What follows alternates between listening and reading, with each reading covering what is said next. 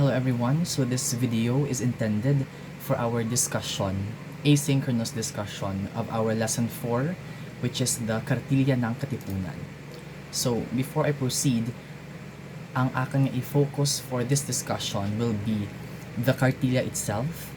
So it will be up to you to study and read up on the information of the document and information about the author of our document. So magiging focus lang ang ating discussion in this specific video will be the Kartilya and what are the things that you should consider before you enter or you try to enter the association. So, if you refer sa ating nga handouts or text that I have sent through the LMS, the first paragraph would talk about the certain things that you should consider. The first part rather would talk about the certain things that you should consider when you want to enter the association. So the first paragraph reads, in order that all who want to enter this association may have a full understanding and knowledge of its guiding principles and main teachings, it is necessary to make these things known to them so that they will not tomorrow or the next day repent, and so that they may perform their duties wholeheartedly. So basically, ang ginhambal ng first paragraph is ang purpose kang mga rules set forth sa Kartilya later on, which we will be discussing, are to serve as guiding principles, mga policies that the members of the association must abide with. And of course, so that they may perform their duties wholeheartedly. Syempre, just like in any organization, may mga set of policies kita and rules and guidelines that we need to follow in order to make sure nga we perform our responsibilities well. And that is the purpose of these guiding principles. So next paragraph, this association pursues a most worthy and momentous object. So, gina-explain nagya anong main objective kang pag-form kang association and in joining the association. To unite the hearts and minds of all Tagalogs by means of an inviolable oath, in order that this union may be strong enough to tear aside the thick veil that obscures thought and to find the true path of reason and enlightenment. So first goal is to unite the hearts and the minds of all Tagalogs by means of an inviolable oath. So once nag-take oath ikaw, there's no going back. Once you have entered the organization, there's no going back already. In order that this union may be strong enough to tear aside the thick veil that obscures thought. During the time of the Spanish colonization, the life or the society that we had was very different. Much of the information, laban ng mga information, was not readily available for everyone. That's why may gina-consider nga a thick veil that obscures thought. Not everyone was aware of the social realities that were going on. Not everyone was aware kang mga nagkakaratabo sa Philippines. And of course, to find the true path of reason and enlightenment. No, the true path of reason. How should we use reason? Why is it important nga maging reasonable kita sa ating mga paghulag, pagpanghambal, kag pagginawi in our everyday lives? And of course, path to enlightenment. Enlightenment, in short, you are bestowed with knowledge that you have not gained in the past. Enlightenment in the sense nga it gives you much realizations in life. Next, one of the foremost rules here is true love of the native land and genuine compassion for one another. Upon entering the association, the KKK, you have to consider that one of the main principles being put forward is your love for the native land, your love for the motherland, your love for the country.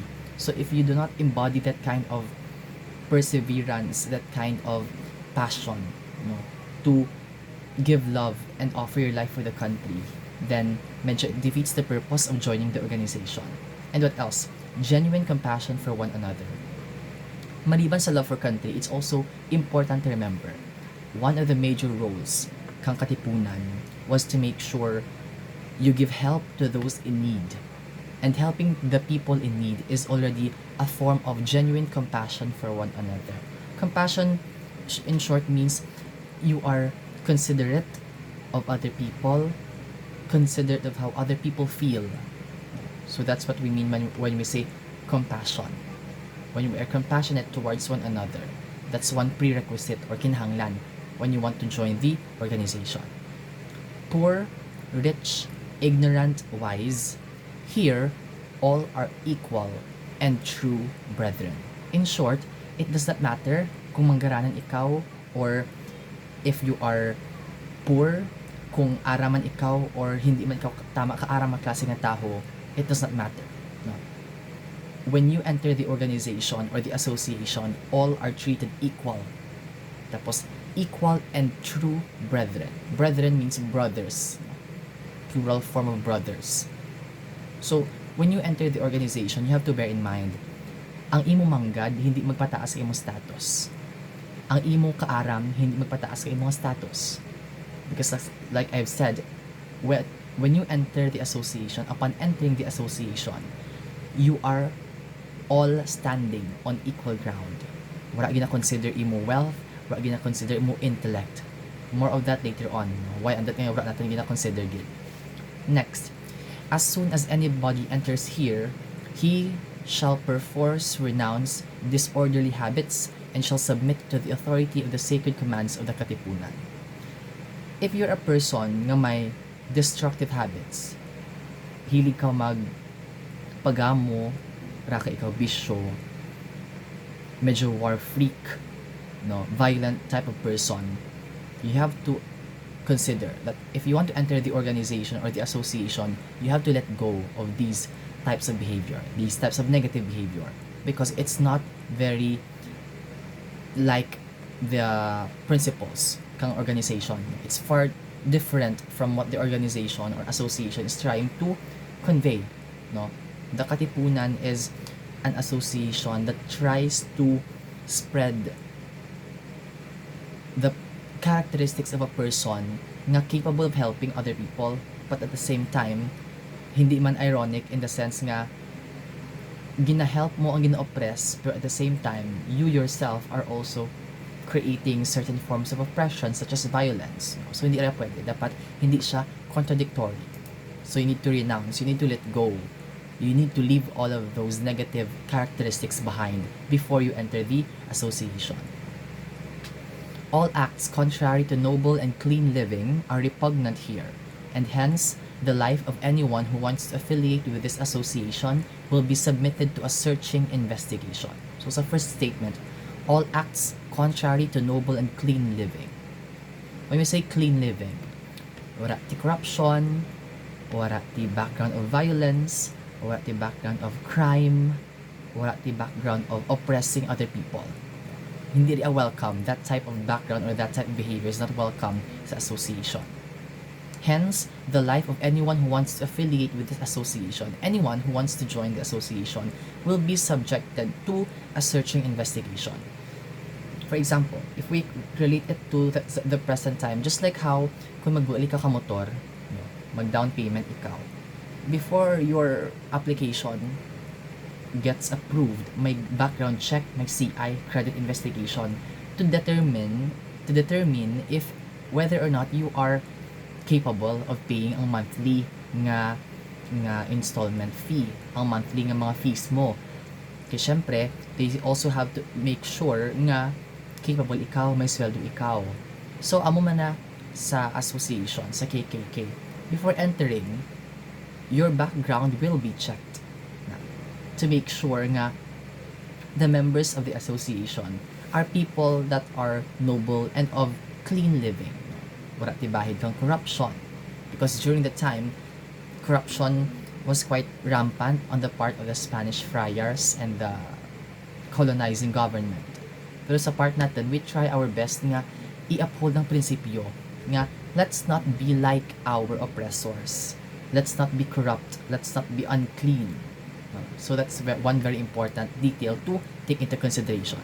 Next, if the applicant merely wishes to know the secrets of the association or to seek personal gratification, or to know who are here in order to sell them for a handful of silver, he cannot proceed.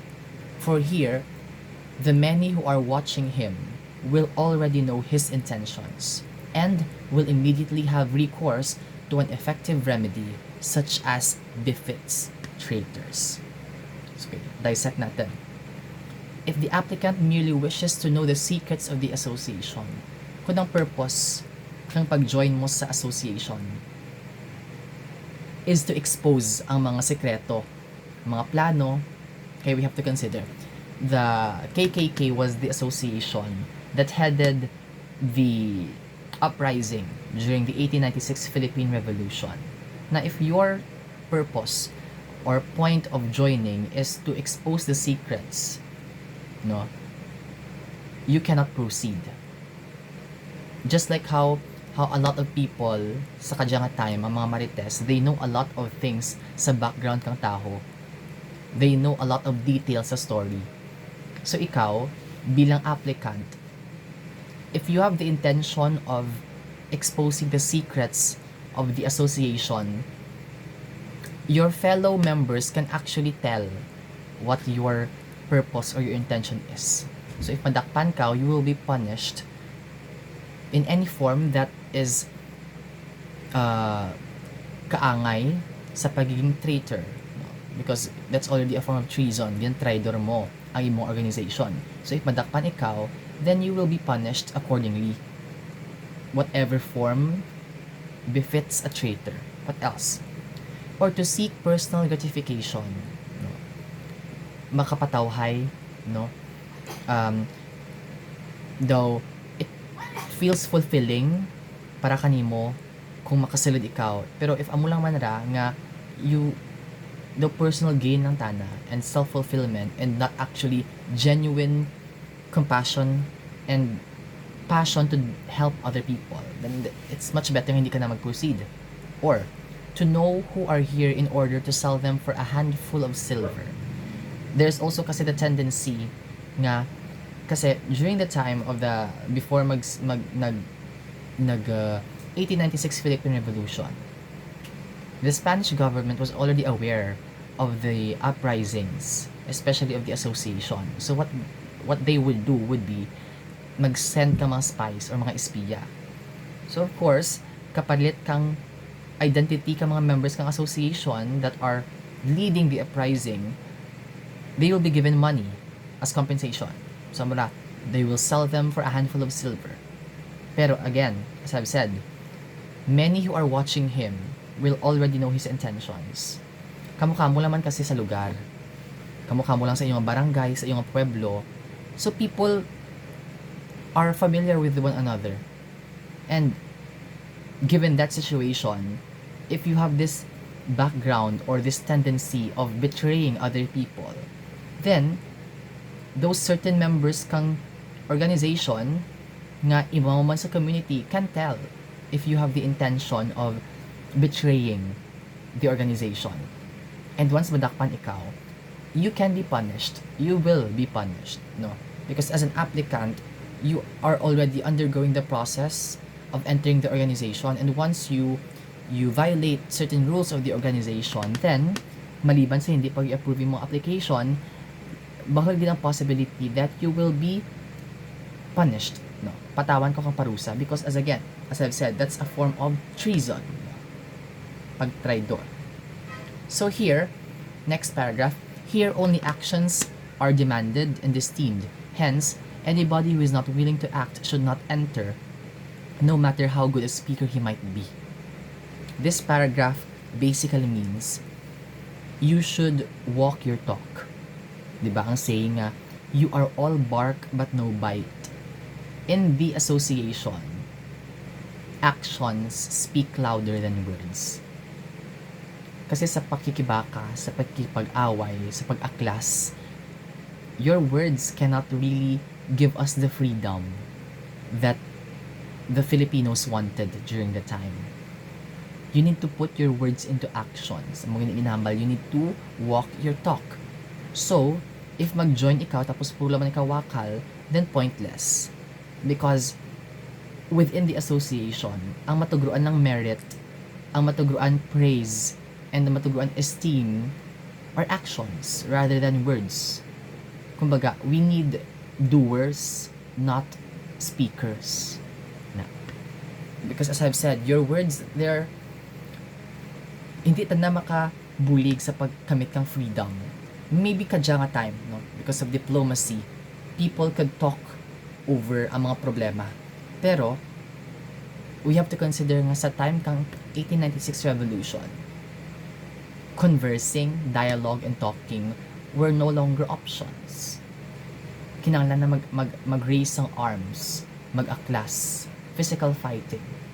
That's why actions are very much more prioritized over words. Your ability to speak is not very much important in this point.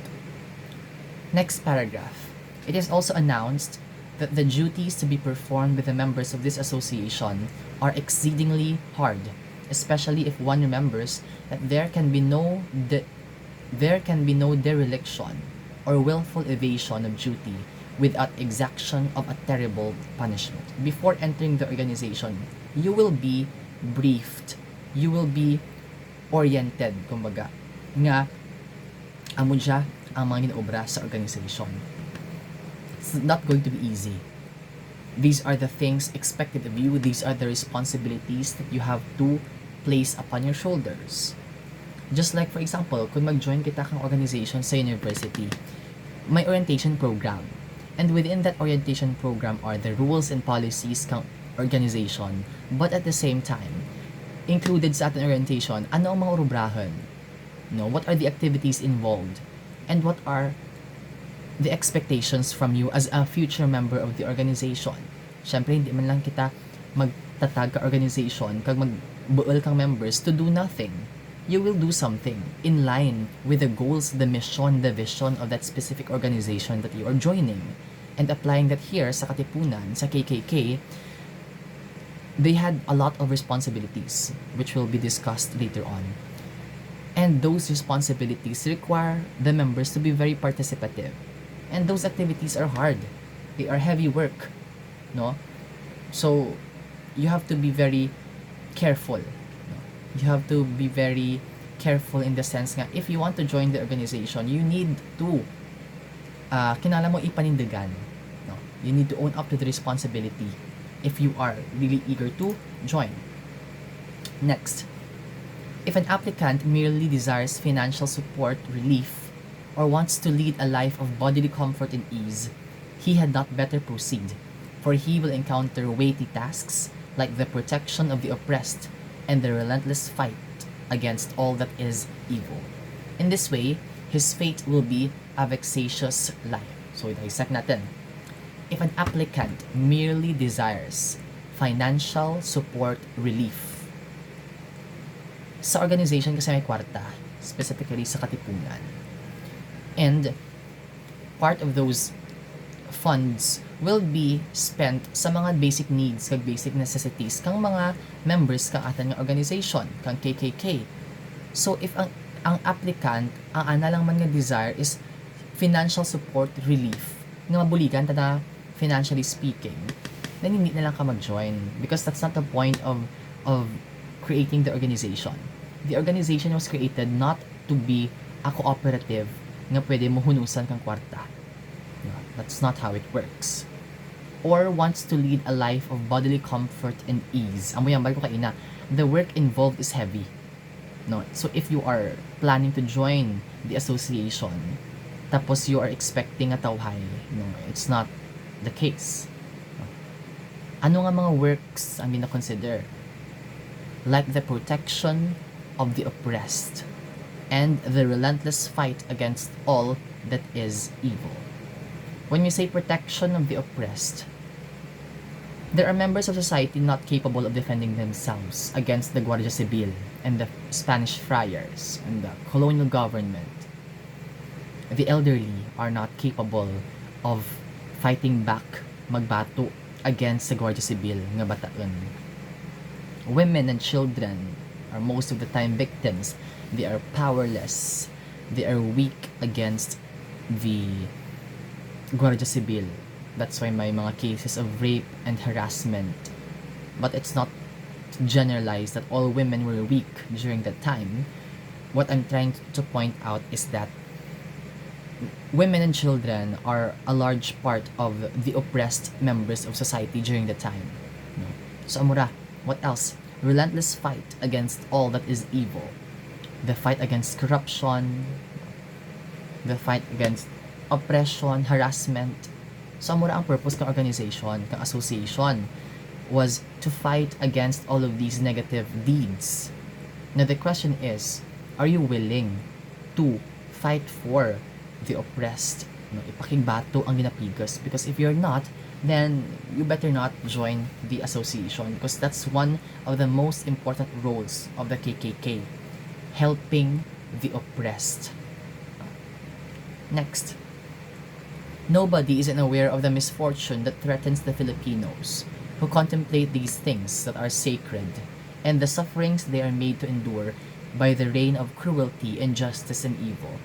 Amo yung paragraph, hinahambal ko kay ina nga, there is this veil, daw tabon sa mata ng mga other members of society, of Filipinos.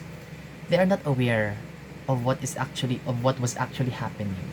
They were not aware of the cruelty, of the corruption, of the injustices, of the evils that have been done with their fellow Filipinos. And this is the reason, no, why nga natatag ang association, to enlighten the people, to enlighten its members nga, okay, amo ang tutuod nga nagkatabo, amo ang realidad ng ating community, ang realidad ng ating society. No? So it's your responsibility, or it was part of the responsibility ng ating association to make sure nga magiging aware. They raise awareness regarding the important matters, the important realities that we endured during the time of the Spaniards. Next, everybody also knows the need for money. Tanan kita kinalanta ang kwarta. Kung kita nga mga tao, we need money to buy our food, our basic necessities, shelter, water, etc. Organizations are like that as well. Mas pagigani ang pagkinahanglan kang organization kang kwarta, in the sense nga, an organization is only as good as its members. Ibig sabihin, kung wati kwarta ang members, wala man wati kwarta ang organization. So the need for money was a very big deal. It's an important issue, which today is one of the main things upon which we depend to bring sustenance to all. More sustenance, basic necessities, basic needs, supplies. In this regard, the punctual payment of dues is required. Dapat on time ikaw magbayad once nga makasilid ikaw. 1 peso upon entry and 12.5 centavos each month. So the custodian of the funds will periodically render an account to the members, and each member has a right to examine the accounts should he so wish. So grabe ang transparency during the time.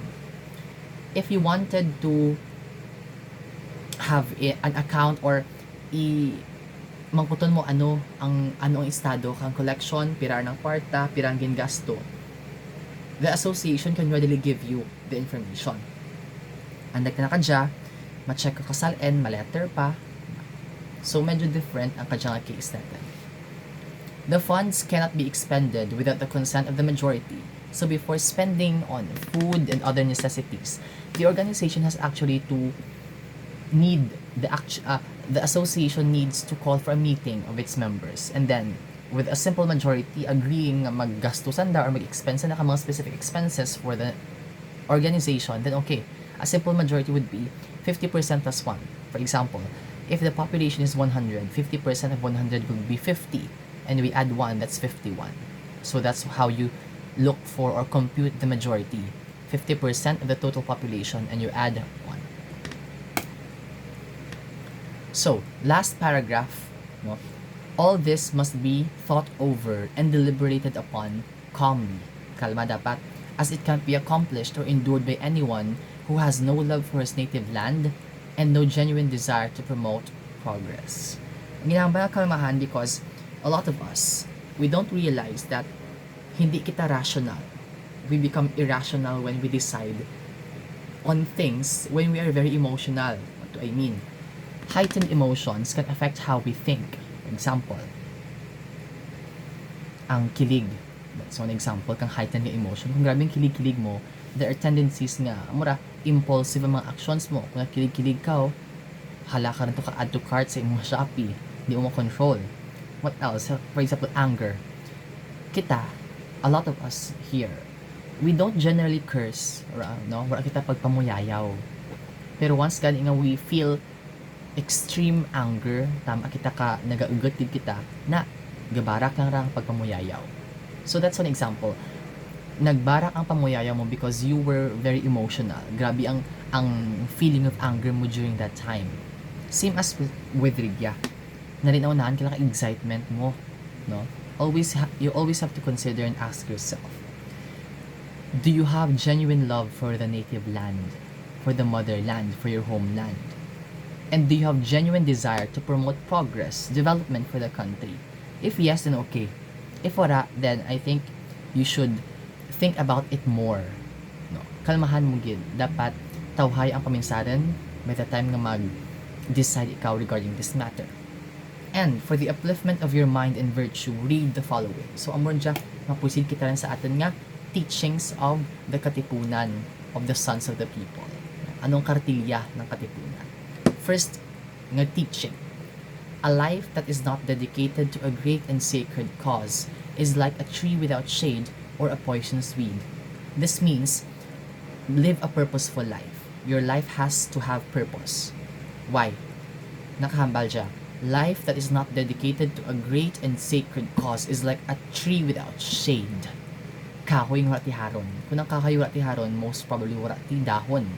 Diba dahon na ang nag-provide kang shade. If wala ti dahon, most likely patay ang kahoy. So it's pointless, it's purposeless, it's useless. Or a poisonous weed, lamon. No? Anong point ka lamon? Diba ginagabot, ganit natin ka ginatutdan, ginapatay. Because it harms other plants. Wala ti point na magtubo tana. Sa garden, etc. I mean, acknowledge pa natin nga tanan nga gintuga kang Ginoo may purpose. Pero sa amo yung point, a poisonous weed, hilo. No? Tapos lamon patana. So anong point nga i-propagate mo ang plant? Wala. No? You get nothing out of it. So, dapat may purpose gid. When you live your life could be considered great and sacred if it has a purpose. Kamu nga students, may purpose, di ba? You studied because you want to improve your life. You studied because you want to have a job and help your family. You studied because one purpose is to make your parents proud. Nga nagbunga ang paghihirap nanda, nga nakapatapos ang nga bata. You want to study because one purpose is to have a better life. If you have work, you have your salary, kung may kwarta ikaw, kung may sweldo ikaw, you can buy the things that you want. So, makakos kang gamay nga ginhawa or relief. So, that's one of your purpose. Next, number 2.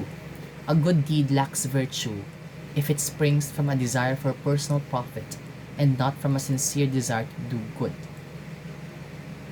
A lot of deeds are considered good deeds, pero we need also to consider ano ang nag-push kanimo ng mag-ubra kang good deed.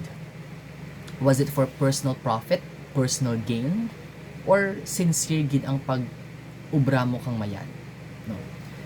You have always to consider, do good because you want to do good. No? Hindi nga maging beot ikaw because may kinahanglan ka. Magiging good ikaw kay you're expecting something in return. That's not how the teaching goes. Do good because you genuinely gusto mo gid nga mag-ubra kang nami sa imo kapwa. If wala lang man, if di naman genuine, then what's the point? You're just being pretentious. You pretend to be good because for personal desire, for personal profit. Diba? Nagkapakabuot ka, pwede ka mag-viral sa social media. Those are certain things that you have to ponder upon. Next, true charity resides in acts of compassion, in love for one's fellow men, and in making true reason the measure of every move, deed, and word. So, charity resides in acts of compassion. Concern, pag-alala, no, for one's fellow men, sa imo kapwa-tao, and in making true reason the measure of every move, deed, and word. You have to be reasonable. You have to let reason govern the things you do. Do not let emotions, take over how you live your life.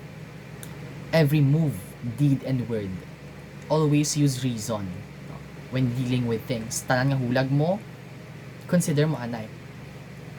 Is this going to harm other people? If yes, why not change the action nga hindi makaharm from other people? Is this beneficial for other people? Then push, go. Indeed, sa obra and in word, ang hambalan ko bala maka-offend. Ang hambalan ko bala importante. If it's not important, then what's the reason for you sharing or telling that to other people? Nah, you have to consider that. What else? Be their skin dark or pale, all men are equal. One can be superior to another in knowledge, wealth, and beauty, but not in being. Ang mga specific nga teaching is referring to the difference in the skin tone kang atin nga mga colonizers versus native Filipinos. Kita kasi kayo manggi. Ang atin nga mga colonizers medyo white, yellowish, foreign people. So nakabatang dya, be their skin dark or pale, all men are equal. Regardless kang imo nationality, all men are equal. Regardless kang imo race, all men are equal. Just because nga puti ikaw, it does not necessarily mean superior na lagi. Ang malaki sa diba ang atin nga notion, pag makakita ka grabe kita mag-appreciate, wow, siya. May ginatawag kita nga captive mind. Ang captive mind, ginahambal na nga. Up until now, hasta kadya, the way we look at things, mas standard, mas priority ang mga Western. So that's one aspect of that is the way they look. Their pale skin. Ang mga ng standard, kapaputi kita, etc. etc. But here, puti ka man or kayo manggi or dark toned, all men are equal. Next, one can be superior to another or in knowledge, wealth, and beauty, but not in being. Sa mga kinay ta, hindi tanan nga membro kang Katipunan, kubos, hindi man tanan magaranan. Hindi tanan nga membro kang Katipunan, aram, hindi man tanan bukat aram. Hindi tanan nga membro kang Katipunan, nami ang physical appearance. So you have to consider, pwede kita maglamang sa kinaaram, pwede kita maglamang sa kwarta, sa wealth, or pwede kita maglamang sa physical nga appearance natin. But at the end of the day, hindi kita pwede maglamang sa pagiging being, sa pagiging human being. It talks of equality. We may live different lives, but at the end of the day, paririho kita nga tao. Paririho kita ang gintuga kang Ginoo. So, murang point kang murang specific teaching. Next, a person with a noble character values honor above self-interest, while a person with an ignoble character values self-interest above honor. Always put honor above self-interest. What do I mean? Part of your honor is your integrity. Ang integridad mo sa tao. Part of your honor is self-respect. And of course, respect towards other people. Honor, under honor, bigyan man ang imo nga genuine identity. So, may tendency, like what I've said kaina, ang may tendency nga magpadala ka espiya, spies within the organization. Kapalit kwarta. So, amura gali ang imo nga ang murang worth mo, pieces of silver. It's applicable right now. Don't sacrifice your self-respect and dignity over self-interest. Kasi may tendency kasi nga you can harm other people for the sake of pursuing your self-interest, which is not honorable. Baliskad siya. It's of ignoble character. We have to consider nga, for example, kadyang election, raka ganyan mga, may sa notion, may bag-urin kaya nga notion, di ba? Kato, uso ang vote buying, even until now. Ginahambal ka dyan, ang circulate ka dyan is, accept the money, because sila to grow, but vote for who you want to vote. in the first place, hindi ikaw nangayo kang kwarta. No, you have to consider that. You can, you accept what is being given. Wala man ikaw nangayo in the first place ng kwarta. Pero sandaang kusa ka nagtugro. But that does not necessarily mean nga just because inbaton mo, tanda lang butuhon. You have the free will and you have the knowledge nga maglantaw para kanimo sino ang fitting nga mag-lead na. So before you put your self-interest, preserve your self-identity. Ano ha, 500 pesos lang ang bili kang ating nga pagkatao, 1,000 pesos lang, 100, 200, 300. Na, that's a good question that you want to ask yourselves. Hindi tayo pagkaila, we can't deny vote buying exists, no? But it's still up to you. Ikaw man sa gihapon, at the end of the day ang nakamaan. Kung yun baton mo man ang kwarta, okay. But follow who you want to vote. Hindi kita magpadara-dara sa mga amurang mga klase ng mga bagay. Okay. Next. An honorable man's word is his bond. This talks about palabra de honor. I'm not a fan of the saying, promises are meant to be broken. Mga tinaga ang ginsulat sa hangin, ginsulat sa tubig. Sa part kang Katipunan, if you promised something, panindigan mo. If you promised to do something, panindigan mo. No, hindi applicable ang promises are meant to be broken. I'm not a fan of that because, amura, it speaks of your character. Hilig kang maghambal ka mga bagay nga gusto mo iubrahan, pero hindi mo man kaya panindigan. It speaks of poor character. That's why ang palabra de honor, the word of honor, i-preserve mo rin. Because one day, if you do not keep your word, if wala mo ginatuman ang ginahambal mo, nobody would believe you. For example, the story of the boy who cried wolf, di ba? Gintripingan na ang COVID, ang mga village, imaw sa village. Singgitan na wolf, no? Nagabantay, abitata kang sheep.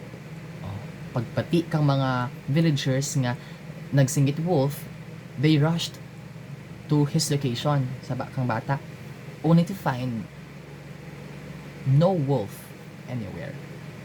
Okay, balik sanda sa andang pwesto. Second time around, singgit pag ang bata, wolf. They rushed, no? And only to find no wolf again. But sa third time, that was the time nga tuod nga may wolf din. No? Pero, pag singit kang bata, wala din nagparapit. Why? Ikaw ang bingang villager, karwa ka rin loko, karwa ka rin kadlawan, mapati ka pa sa third time around. So, ang murang ginamin natin na dapat i-maintain ang word of honor natin. Ang mga sheep to, kang ginabantayan, ubos, kakaan kang wolf. Because no one was there to help. Why? Namadlaan ng villagers. Karwaran na loko, hindi tayo magpaloko for the third time around. That's what this specific saying or teaching means. No? An honorable man's word is his bond. No? Dapat maintain din natin nga palabra de honor. If you can't do something, do not promise. You can say, I'll try my best. I'll try my best to do this, to do that. Pero, if you're not sure if you could do it, don't say nga, I promise to do this, I promise to do that, etc., etc. It's very ignoble and dishonorable of a person. Especially kung manaan mo rin sa self mo, hindi mo kaya, tapos ginpilit mo pa nga i-promise just to make, impress a person, etc. Now, the next teaching. Don't waste time. No. Lost wealth may be recovered, but time lost is lost forever. Ang saying na time is gold. It's true. Time is precious. We don't age backwards. Wala pag iso lang edad ta. Every year, 1 year is added to our, 1 year is added to our age. So, do not waste time. Connecting this to the first natin nga saying, nga teaching, live a purposeful life. No? Hindi natin pagbayaan ang atin nga kabuhi to be wasted. For example, wala man nakan put down gid no For example, kung may makita kita ng mga tambay, no? They had so much potential to finish their studies, but they did not. They had opportunities to finish, but they did not. Okay, let's say nga may mga tao man gid nga hindi makaya nga mag-eskwela. But kadya, for example, free tuition. Pumasahe mo lang, igma mo lang, boarding house mo lang, palibgan mo. But others decided nga magtambay na lang. Hindi pag-pursue mo pag-eskwela. Okay rin kananda nga naka-graduate sa naka-high school. Nakanugunan ako ng potential for them to be better. Employers would most of the time choose a college graduate over a high school graduate. That's the reality when you apply for a job. No? So, amura, you have to consider man nga, don't waste your time nga mag-stagnant lang. Diba? And of course, saraman natin na yung advice is, you enjoy your life samtang bata ka pa.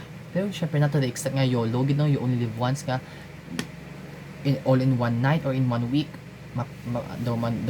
daw patyanay nga inanay, etc. No, that's not what I meant. What I meant was, enjoy your life sa bata ka pa because kung may edad ka rin, tanan nga sakit yan, kanimo sakit kang kahig, sakit kang likod, sakit kang ulo, sakit kang lima, sakit kang busong, bawta, tanan lamang. As you age kasi, you become more susceptible to these types of things, arthritis, rayuma, etc. So sa bata ka pa, you enjoy mong life mo, pero not to the point nga sobra man gid, no? Not magid to the point nga you harm other people. That's not what I meant. So don't waste time. No? Time is very precious, so we need to spend it wisely. Next, defend the oppressed and fight the oppressor. Amor niya kaya sa importante. We have already talked about and defined ang ginamit ng oppressed. Ano ginamit na ako? Ano kung sa'yo doon ang ginamit ng oppressed, no? So dapat it's your responsibility. Sa kadya nga time kasi, iba rin ang sitwasyon. Katuta na ang oppressed, mamura ginapigos, ginaaway, ginasakit, kaya medyo different. For example, on social media, very rampant ang red tagging. Magabang red tagging, once na anti-government ikaw, you are branded as part of the Communist Party of the Philippines. Komunista ikaw. That's for example ka red tagging. Even if without evidence, ginatag, gina-red tag, that's oppression. No? Ginapigos ang tao. Ginabash, gina-threaten. So one way is, amura, depensahan mo, kung kilala mo ang tao, kung manan mo lang man, then support the person. No? Not necessarily nga support mo gitana nga maging anti-government ikaw or anything. No. What I'm trying to say here is, if you know that the person is innocent, no, show your support. Pamaan mo ka na masarigan ikaw ang klase ng friend. No? There are a lot of forms, different forms kasi of oppression right now. Oppression of freedom, freedom of speech. Mas nagraka pagit kaya nga election, abo Diyos ko, ang mga fake news na nag-circulate on TikTok, on YouTube, on Facebook, karaka itatala. And of course, fight the oppressor. Fight the source of evil, the source of corruption. This time, sa present time, hindi siya not necessarily nga what do you call this, ang actual gid, no, or literal nga fighting. But rather, there are other ways. If you want to stop corruption, elect non-corrupt leaders. If you want to solve poverty, elect leaders who are capable, kag sagad, kag may experience. If you want to solve the problem of contractualization or ang mga hina sa ubra balahaw nga every 6 months change naman, that's contractualization, elect leaders who embody and put forward the interests of the workers. If you want to help the farmers natin nga nabudlayan kay tama kabrato ang pagpagtanay kang paray, elect leaders who are considerate of our farmers. Use your vote, no, to stop many forms of oppression and to many forms of fighting the oppressor. Mga nagapigas ka natin. You might not realize it, but your vote is actually very powerful. Your votes can dictate who will lead the country for the next 6 years. No, that's why amura kilatisan din natin. Lantawan natin kamayad, sinong capable, sinong hindi capable. And then try to vote kung sino gid ang karapat dapat, no? Karapat dapat mo i-look sa pwesto. Who is the most capable? Background check natin, no? Ano ang mga accomplishments? Ano ang serbisyo sa tao? Anong serbisyo sa gobyerno? Even before an election. No? That is how you determine the sincerity of the person, no? So, it's our responsibility to look into and vote responsibly and vote wisely. So, magidra. Next. An intelligent man is he who takes care in everything he says and keeps quiet about what must be kept secret. Kung aral ka nga tao, you think twice before saying something. Ang magiging inambal na, kung mamuyayaw ikaw, you think about what you're going to say 10 times sa imo nga paminsanan. After 10 times, if you still feel the same, then hambalin mo. Pero most probably, after the 10th time yung i-repeat mo tanong, ma-realize mo nga, medyo hindi namin ang message kang akin na gusto ihambal. So you need to take care in everything that you say. Ano pa? Keeps quiet about what must be kept secret. Amon siya ginamit nga integridad ng tao. There's a tendency kasi na, for example, friends. No? Ang mga mag-friends, kung mag-away, may tendency nga i-spoil ang secret or isugin na tuwang sekreto sa iba. Porket nag-away. So, it speaks poorly of your integrity as a person. So, ang tao kanong aram keeps quiet about what must be kept secret. In the first place, that information was entrusted to you as a secret. Sekreto, tana. So, even if mag-away ka mukhang friend mo, that's the test kung may integrity ka mga klase nga tao. No? If hindi mo paghambalin sa iba, then mahambal kung may integrity ka mga klase nga tao. Why? Even if there was conflict, you kept secret what is considered a secret. What else? Along the thorny path of life, the man leads the way and his wife and children follow. If the leader goes the way of perdition, then so do those who are led. Basically, this speaks about leading the family. Kung diin daraan kang tatay or kang lalaki ang ana, asawa kag bata, masunod na rasanda. So kung daraan mo tana sa sangkang lugar nga hindi nami, sa sitwasyon nga hindi nami, masunod lang marasanda. But if we place it sa present context, it's not all the time nga laki lang ang nagalid kang family. Kadya nga mga inadlaw sa present situation natin, there are women, mga nanay nga nagalid kang atin nga family. And the same principle applies. Kung diin man ikaw dalan kang imong nanay, kung diin nga lugar ikaw i-lead kay imong nanay, you will follow. No, diba? And of course, for those nga were antiginikanan, ang mga breadwinners natin, ang mga eldest natin nga mga children, nga mga bugto, usually amura ang take on kang responsibility, no? Mag-take on kang responsibility na mag-take care kang family, to take care of the siblings nga nabiling kang ginikanan. And the principle also applies. Kung di ikaw ay darun kay imo bugto, kang nag-serve as the head of the family, will also follow. So it's your responsibility as the head of the family to make sure nga you lead your family members to the right path. Now, same man sa leadership, diba? Bilang class mayor, it's your responsibility nga hindi man ma-harm imo nga mga constituents, ang inyong mga classmates. So that's one important thing that you have to consider if you're a leader. Always take into consideration nga dapat hindi man maput at a disadvantage ang imo nga mga classmates. Next, do not regard a woman as a mere plaything, but as a helpmate and partner in the hardships of this existence. Have due regard to her weakness, and remember the mother who brought you into this world and nurtured you in your infancy. This speaks of respect towards women, because it was rampant during the time ng mga Spanish colonizers nga women are abused, women get raped, women get harassed kang mga Guardia Civil and mga friars. That's why amugid yang saragi na instill ginadisrespect yun gani ka mga foreigners ang ating mga kababaihan, hindi rin kinahanglan nga magdugang pa ang anang kapwa Pilipino. No? Do not regard a woman as a mere plaything. Hindi siya siripalan. A woman is a person with feelings and emotions. No? But as a helpmate and partner in the hardships of this existence. Women should be considered as magkatitimbang ha. Iba man kasi mabang timbang kag kaimaw, katimbang mo sa imo nga pagpangabuhi. Have due regard to her weakness. Amoy ka medyo may issue ako with this one.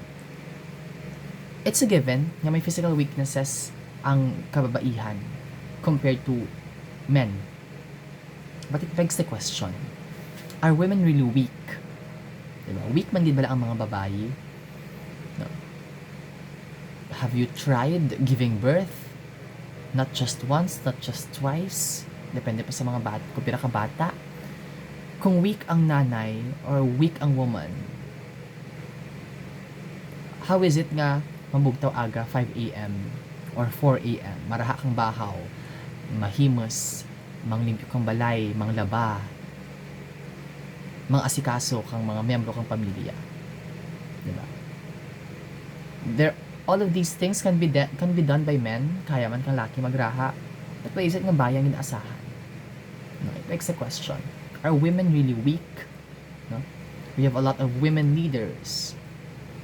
If you have seen sa news, laban ng mga ang anak ng New Zealand, COVID response was very successful because of their prime minister, which is a woman. No? Raka ang mga leaders ng mga babae. Taiwan or Vietnam, if I can recall correctly, ang head of state ang leader nanda. Sa Philippines, no, Vice President Leni Robredo, grabe ang nabuligan na sa kang COVID response, ang Angat Buhay Project, ang COVID response na ang pag-reach out sa mga communities, and she's a woman. No? She showed that she is capable of helping other people. So that puts the question, are women really weak? Physically, maybe, no? Mas puros kayo mga laki sa bayi. But in other aspects, no? You also have to consider. Also, remember the mother who brought you into this world and nurtured you in your infancy. Everything you say against a woman, stranger man or classmate mo, imagine that you're saying that to your mother, sa nanay mo, na nagbunag ka niyo sa diyang kalibutan. And maybe, you will think twice antes ikaw maghambal kag magbuhi kang mga hindi namin atinaga sa mga kababae against sa mga kababaihan. But of course, I'm not generalizing because I'm also acknowledging the fact nga maybe there are some of you here nga hindi nami ang pagpabahal kang anang ginikanan, hindi nami ang pagpabahal kang nanay na kanana, punish physically, ginahampak, ginabuyayaw, ginapabatsyag nga daw hindi siya namin nga bata, and that's a valid reason. I acknowledge that. Hindi kasi tanang nga pamilya nami, no? We also have to balance it out. Swerte kita ko nami ang pamilya ta. Swerte kita ko ng nanay natin. But kag very nurturing. Pero we cannot deny the fact nga there are families existing nga hindi nami ang sitwasyon. Next, what you would not want done to your wife, daughter, and sister, do not do to the wife, daughter, and sister of another. The golden rule, Confucius. Do to others what you want others to do unto you. Vice versa, do not do to others what you do not want others to do unto you.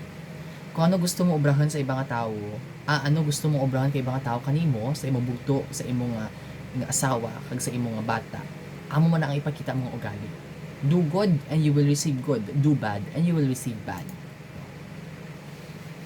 And lastly, a man's worth does not come from being a king or in the height of his nose and the whiteness of his face, or in him being a priest or representative of God, or in his exalted position on the face of this earth. Pure and truly noble is he who, though born in the forest and able to speak only his own tongue, behaves decently, is true to his word, has dignity and honor, who is not an oppressor and does not abet oppressors, who knows how to cherish and look after the land of his birth. The last statement is actually kind of a summary of who or what is the worth of a person. No? Una, does not come from him being a king or in the height of his nose and the whiteness of his face. Ang worth mo bilang tao, wala nagadepende sa posisyon ng nakaptan mo. Taas man or naba, sometimes it does not really matter. It's your character that matters. Or in the height of his nose. Kasi usually kasi ang mga Pinoy, medyo pango. No? Tapos ang mga foreigners, ang mga medyo tuong irong. But because tuong irong kasara, doesn't mean mas taas yan sa iba. Or the whiteness of his face, complexion, color, race. Or in him being a priest, no? A representative of God. Hindi porket pari ikaw, nami ikaw rin. One proof of that is ang mga pag-alipusta ka mga Spanish friars. Okay, pagaro ka dyan nga time, pero maybe, may dyan gyapon nga mga anomalya. Or in his exalted position on this face of the earth. No? Kung gobernador ka man, mayor ka man, SB, sanggol nga panalawigan, sometimes it does not matter. Hindi porket SB or mayor ikaw, taas ng worth mo as a person. A lot of people respect, grabe magtahod sa mga officials. Pero kisang ugali ka mga officials natin, di manami. Pure and truly noble is he who, sino ang tuod na noble? Although born in the forest, ang born in the forest is a symbolism nga ura ikaw gin bata sa marangya ang kabuhi. Na ibabay ka natin gin bata sa naming ospital. Tapos namin ang pagpangabuhi, may iba man ka natin gin bata lang sa public hospital. Tapos medyo okay naman ang estado sa kabuhi. No? Pero it does not speak of your worth as a person. No, nakabatang. Although born in the forest and able to speak only his own tongue, no, mother tongue na lang ang mother language. No? I just want to remind you nga mga mother language does not necessarily mean nga Filipino gid. The mother language of Antique is actually Kinaraya. No? So even if amura ang manan mo lang, it does not mean nga nabae mo worth. What gives you worth is if you behave decently. Decente ka mga klase nga tao. No? Manon mo ang mga naka-Amerikana pero asal kalye. No? Is true to his word, palabra de honor, mo to kailang sara. Has dignity and honor, self-respect, integrity. Who is not an oppressor, wala pag-oppress, pag-harass, pag-malabis kay mga tao. Who knows how to cherish and look after the land of his birth. Someone who is worthy is someone who loves his country. Na, amo gidra ang mga teachings nga gin-instill sa aton nga mga Katipuneros. No? Amo ra mga importante nga mga bagay nga consider mo. Amo to mga guiding principles na kita na i-follow if you enter and get accepted sa association. No? Okay, so that ends our discussion on the Kartilya ng Katipunan. I hope na intindihan natin kung ano ang essence, anong tuod nga essence, tuod nga meaning. No?